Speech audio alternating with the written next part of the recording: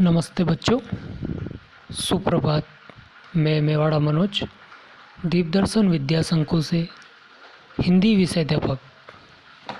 आज हम पढ़ेंगे कक्षा 9 हिंदी साहित्य स्पर्श भाग 1 पाठ 8 दोहे। ये जो दोहे हैं वो हमारे रहीमदास जी के दोहे हैं। तो अब हम पढ़ेंगे रहीमदास जी के दोहे। हम यहाँ देख सकते हैं कि हम स्पर्श भाग 1 कक्षा 9 हिंदी साहित्य का अध्ययन कर रहे हैं।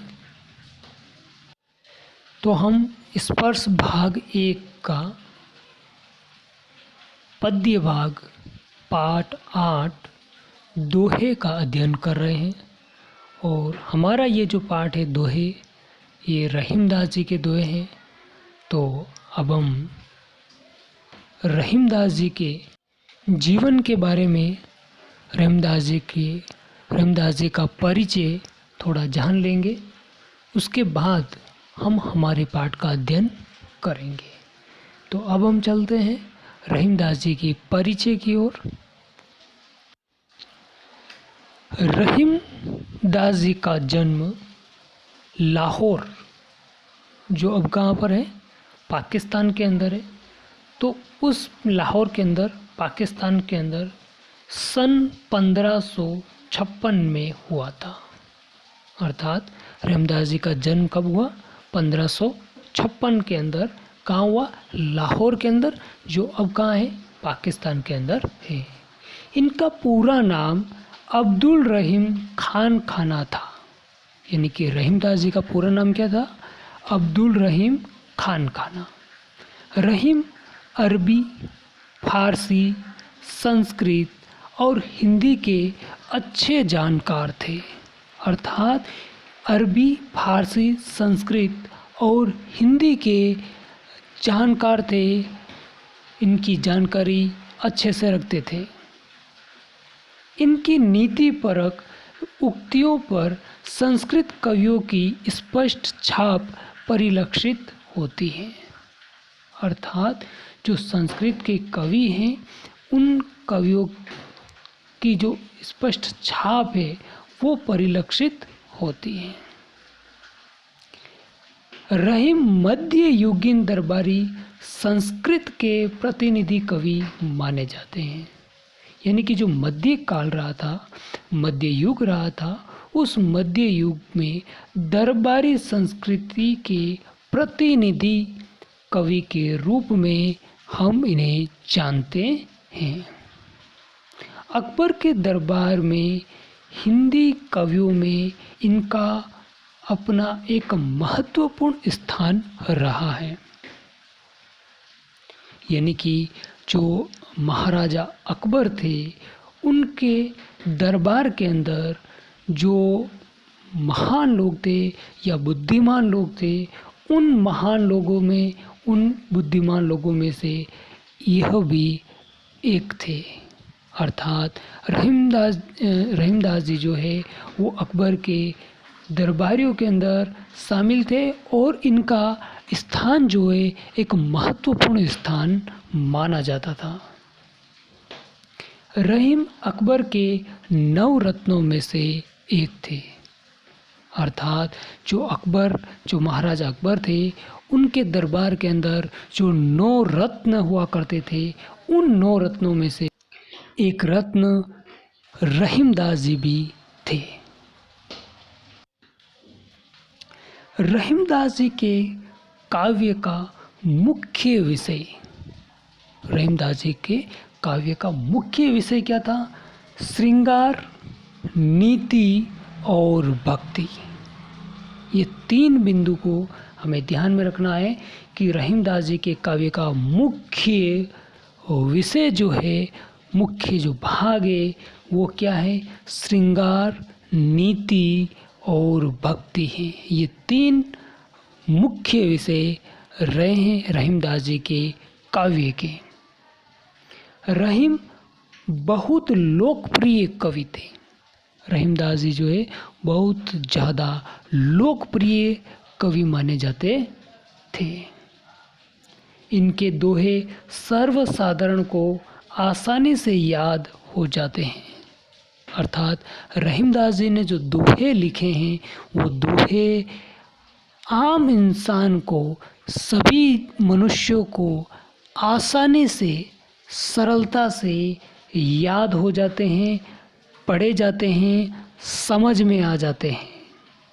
इनके नीतिपरक दोहे ज़्यादा प्रचलित हैं और इनके जो काव्य के विषय हमने पहले बताया कि श्रृंगार, नीति और भक्ति, उनमें जो नीतिपरक जो दोहे इनके हैं वो सबसे ज़्यादा प्रचलित हैं,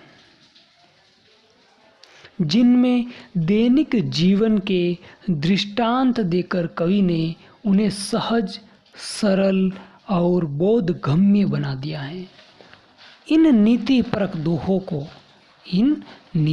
दोहों को रहीमदास जी ने दैनिक जीवन के दृष्टांत, यानी कि जो हमारे जीवन के प्रतिदिन की जो दिनचर्या है, जो हमारे जीवन की दिनचर्या है, उस दिनचर्याओं को इस दोहों के माध्यम से कवि ने क्या किया, सरल, सहज और बोधगम्य बना दिया। सरल बनाया है, आसानी से ग्रहण करने वाला बनाया गया है और बोधगम्य बनाया गया है। रहीम को अवधी और ब्रज दोनों भाषाओं पर समान अधिकार था। अर्थात रहीमदास जी को अवधी और जो ब्रज भाषा है दोनों में समान रूप से ज्ञान था और समान रूप से जानकारी प्राप्त थी। अर्थात ये हम ऐसा कह सकते हैं कि ये अवधी और ब्रज के भाषा के विशेषज्ञ हैं। इन्होंने अपने काव्य में प्रभावपूर्ण भाषा का प्रयोग किया है और इन्होंने जो काव्य लिखा है, जो दोहे लिखे हैं, उन दोहों को प्रभावपूर्ण भाषा का प्रयोग किया है। अब हम चलते हैं रहीमदास जी की कृतियों पर। अब रहीमदास जी की जो प्रमुख कृतियां हैं वो कौन कौन सी हैं, तो यहाँ पर दी गई हैं। रहीम की प्रमुख कृतियां रहीम सतसई, पहली कृति रहीम सतसई। दूसरी है श्रृंगार सतसई। पहली है रहीम सतसई, दूसरी है श्रृंगार सतसई और तीसरी है मद नाष्टक। अगली है रास पंचाध्यायी। अगली है रहीम रत्नावली। अगली है बरवे। अगली है भाषिक भेद वर्णन। तो ये सभी कृतियां रहीम ग्रंथावली में समाहित हैं। यानी कि रहीमदास जी की जो ग्रंथावली है, रहीम ग्रंथावली, उसके अंदर ये सारी की सारी कृतियां जो अब हमने पढ़ी हैं वो सारी की सारी कृतियां रहीम ग्रंथावली के अंदर समाहित हैं। अब देखिए हमारे इस पाठ के अंदर जो रहीमदास जी के दोहे वाला हमारा पाठ है, इस पाठ के अंदर रहीम के नीति परक दोहे दिए गए हैं। यानी कि हमने पढ़ा था पहले कि जो रहीमदास जी के काव्य के प्रमुख जो विषय है श्रृंगार, नीति और भक्ति, इन तीनों में नीति परक जो काव्य है वो सबसे ज़्यादा, यानी कि सबसे अधिक प्रचलित हैं और इसी नीति काव्य के दोहे हमारे इस पाठ में उद्धृत हैं।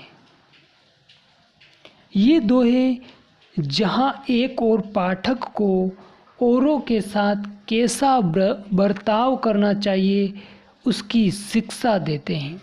यानी कि जो हमारे पाठ के अंदर रहीमदास जी के दोहे दिए गए हैं, वो दोहे पढ़ने वाले को, पाठक को दूसरों के साथ कैसा बर्ताव करना चाहिए, व्यवहार करना चाहिए, उसकी शिक्षा देते हैं। और वही मानव मात्र को करणीय और अकरणीय आचरण की भी नसीहत देते हैं। यानी कि संपूर्ण मानव समाज के अंदर मानव को, इंसान को करणीय और अकरणीय आचरण की नसीहत देते हैं। यानी कि हमें कौन सा कार्य करना चाहिए और कौन सा कार्य नहीं करना चाहिए, उसका आचरण, यानी कि जो हमारा व्यवहार है वो व्यवहार कैसा होना चाहिए, वो इस दोहों के द्वारा समझाया गया है। इन्हें एक बार पढ़ लेने के बाद भूल पाना संभव नहीं है। अर्थात यदि रहीमदास जी की दोहे यदि हम एक बार पढ़ लेवें, समझ लेवें, तो फिर हम इन्हें कभी नहीं भूलेंगे। और उन स्थितियों का सामना होते ही इनका याद आना लाजिमी है। अर्थात जो रहीमदास जी के दोहे द्वारा हमें नसीहत दी गई है, यदि वो परिस्थितियाँ हमारे सामने पैदा होती है या प्रकट होती हैं, तो रहीमदास जी के दोहे द्वारा जो हमें नसीहत दी गई है, वो नसीहत हमें अवश्य याद आएगी। इनमें चित्रण किया गया है। तो ये हुआ हमारे रहीमदास जी का परिचय। आपने ये वीडियो शांतिपूर्वक सुना और समझा, उसके लिए धन्यवाद।